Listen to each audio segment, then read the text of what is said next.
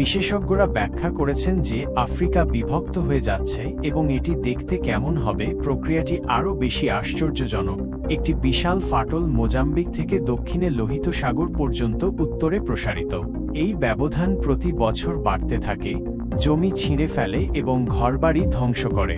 বিশেষজ্ঞরা বিশ্বাস করেন যে মহাদেশটি আমরা যা আশা করি তার চেয়ে অনেক তাড়াতাড়ি বিভক্ত হতে পারে।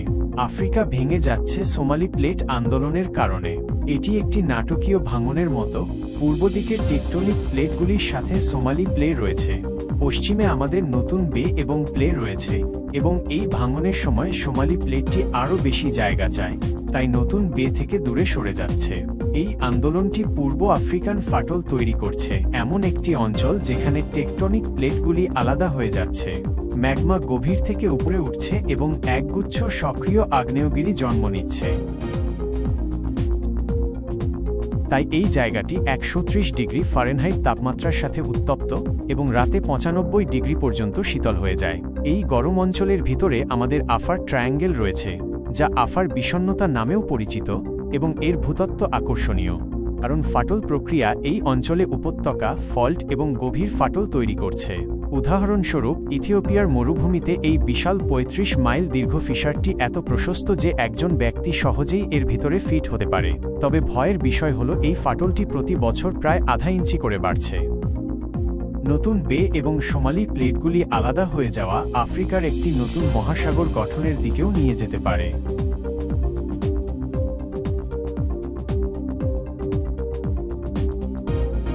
এই ধরনের প্রক্রিয়াটি নতুন কিছু নয়। প্রায় 150 মিলিয়ন বছর আগে যখন ডাইনোসররা চারপাশে ছিল, তখন একই ধরনের টেকটনিক পরিবর্তনের কারণে আটলান্টিক মহাসাগর তৈরি হয়েছিল। মহাদেশগুলি একবার একত্রিত হয়েছিল, কিন্তু যখন প্যানজিয়াতে একটি ফাটল তৈরি হয়েছিল, তখন এটি তাদের আলাদা করে পূর্ব এবং পশ্চিম গোলার্ধকে বিভক্ত করতে শুরু করে। তাই আফ্রিকার এই ব্যবধানের সাথে একই রকম ঘটনা ঘটছে। বিশেষজ্ঞরা বলছেন যে কোনো এক সময়ে ভারত মহাসাগরের জল পূর্ব আফ্রিকান ফাটল উপত্যকায় প্লাবিত হতে পারে, অবশেষে একটি ষষ্ঠ মহাসাগর তৈরি করতে পারে। ভূপদার্থবিদ ক্যান ম্যাকডোনাল্ডের মতে, যিনি টেকটনিক ফল্টে বিশেষজ্ঞ, এই নাটকীয় ভাঙনটি 1 থেকে 5 মিলিয়ন বছরের মধ্যে ঘটতে পারে, যা ভূতাত্ত্বিক দিক থেকে দ্রুত এবং বেশিরভাগ বিশেষজ্ঞের ধারণার চেয়ে অনেক তাড়াতাড়ি। এমনকি আপনি আফ্রিকা ভেঙে যাওয়া দেখতে না পেলেও সেখানকার লোকেরা লক্ষণগুলি দেখতে এবং অনুভব করতে পারবে। এই প্রক্রিয়াটি ধীরে ধীরে উন্মোচিত হওয়ার সাথে সাথে তারা তীব্র আগ্নেয়গিরির অগ্ন্যুৎপাত এবং শক্তিশালী ভূমিকম্পের অভিজ্ঞতা লাভ করতে পারে। ইথিওপিয়ার মরুভূমিতে সেই ভয়ঙ্কর ফাটল সম্পর্কিত একটি উদাহরণ রয়েছে। ফিশারটি 2005 সালে 2টি আগ্নেয়গিরির অগ্ন্যুৎপাত এবং 123টি ভূমিকম্পের পরে তৈরি হয়েছিল, যার প্রতিটির মাত্রা 3.9-এর বেশি ছিল।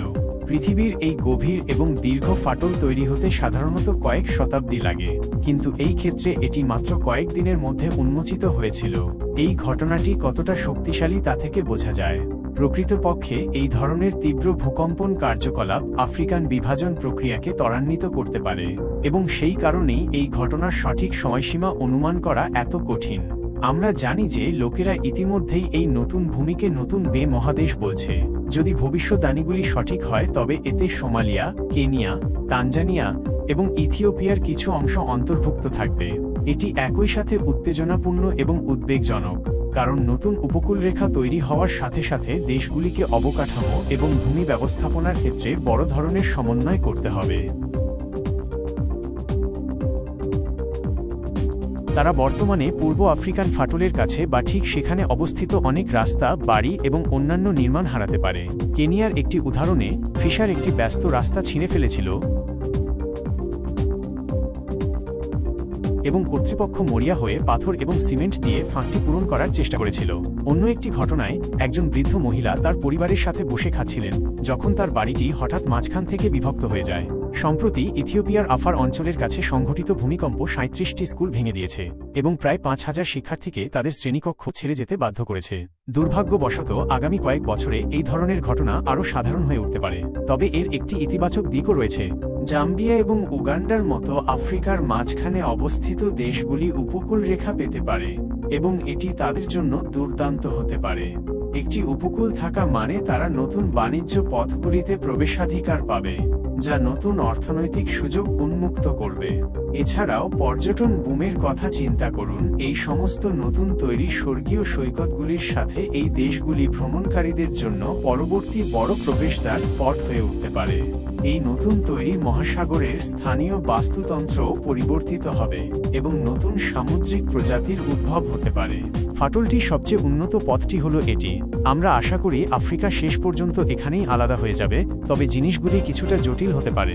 কিছু সময় আগে অক্সফোর্ড বিশ্ববিদ্যালয়ের একজন ভূতত্ত্ববিদ মাইকেল ডেলি পরামর্শ দিয়েছিলেন যে এই ফাটলটি আরও পশ্চিমে প্রসারিত হতে পারে, এবং কিছু নতুন প্রমাণ তার তত্ত্বকে সমর্থন করে, যা নির্দেশ করে যে ফাটলটি বতসোয়ানার স্থলভাগ এবং দক্ষিণ আফ্রিকা এবং নামিবিয়ার পশ্চিম দিকে আটলান্টিক মহাসাগর পর্যন্ত প্রসারিত হতে পারে। যদি এই ফাটলগুলি গভীর ফাটলে প্রশস্ত হয় তবে মহাসাগর এসে ফাঁকগুলি পূরণ করতে পারে।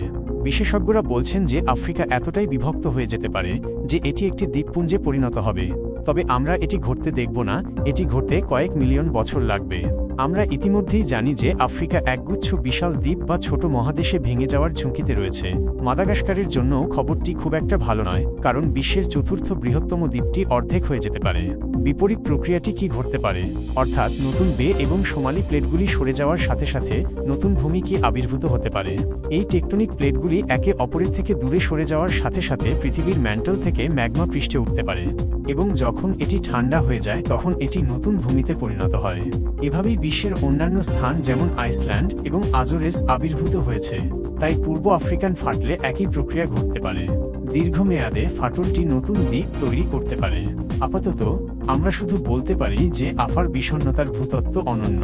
এটি আমাদের গ্রহের সবচেয়ে সক্রিয় ফাটল ব্যবস্থা, এবং যখন আমি ফাটল ব্যবস্থা বলি তখন আমি এমন একটি অঞ্চলকে বোঝাই যেখানে টেকটনিক প্লেটগুলি আলাদা হয়ে যাচ্ছে।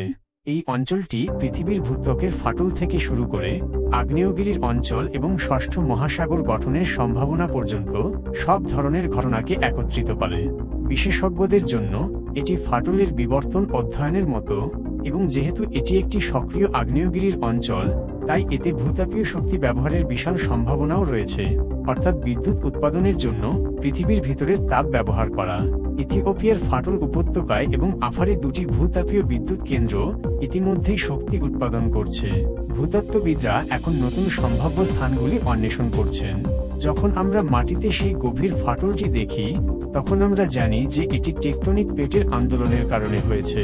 এতে কোনো রহস্য নেই, তবে আমরা এখনো পুরোপুরি বুঝতে পারি না যে ফাটলগুলি ঠিক কোথায় ঘটে। উদাহরণস্বরূপ, বতসোয়ানাতে যে ফাটলটি দেখা গিয়েছিল সেটি 2017 সালে 6.5 মাত্রার ভূমিকম্পের পরে দেখা গিয়েছিল।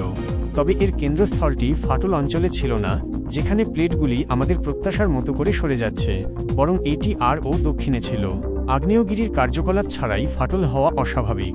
তাই এই ঘটনাটি মহাদেশগুলি কিভাবে বিভক্ত হয় সে সম্পর্কে আমাদের ঐতিহ্যগত ধারণাগুলিকে চ্যালেঞ্জ করে। কেন এই ফাটলগুলি নির্দিষ্ট স্থানে দেখা দেয় তা খুঁজে বের করা এখনও একটি ধাঁধার অনুপস্থিত অংশ। বিশেষজ্ঞরা আফ্রিকা কিভাবে বিভক্ত হচ্ছে তা ব্যাখ্যা করার চেষ্টা করছেন। আশা করি মহাদেশটি একটি বিশাল দ্বীপপুঞ্জে পরিণত হওয়ার আগেই আমরা কিছু উত্তর পাব।